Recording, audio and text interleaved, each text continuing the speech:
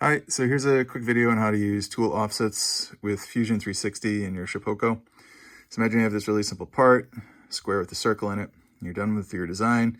You're gonna flip over to manufacture. And when you create your setup, what you wanna do here is go into post-process. And then you wanna say multiple work offsets. And say you're gonna create 2 of these. And you have just enough stock to cut it out of 2 pieces of stock versus like a big sheet of plywood or something like that, right? So you could say you have 2 of these and you increment it by 1. And just make sure that this work offset says 1 here. If it says 0, it'll error out when it's trying to generate the post-process. So that's all set. And so what we're going to say is post-process. Great. And what's really interesting here, you can just double check here and make sure that you have 2 setups generated here.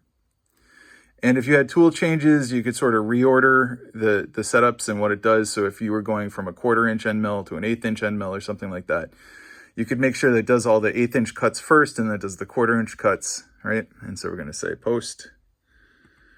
And great. I'm going to say here, tester.nc, that's great. And let's just click save. And yes, I'm going to overwrite it. That's fine. Great. All right, so let's flip over to cncjs.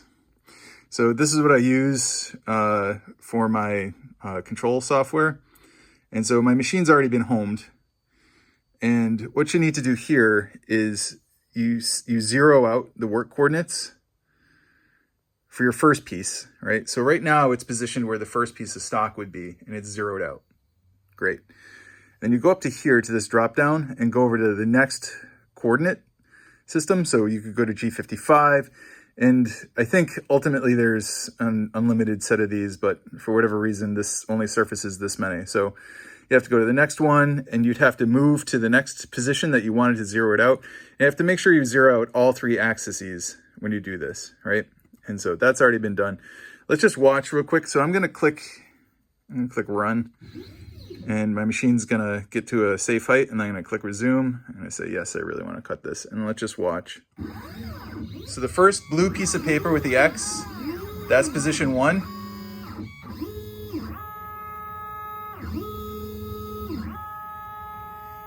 And then it should move up to that next X and cut a second piece right there.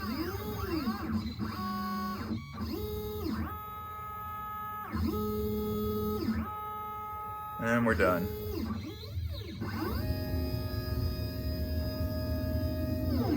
So if you had a bunch of like 5x5 stock and you were going to cut 1 trillion parts, instead of trying to get it out of one long piece or however you would try and accommodate that, you could just clamp down multiple pieces and just set the different work offsets in 0 and go to town. Anyway, have fun.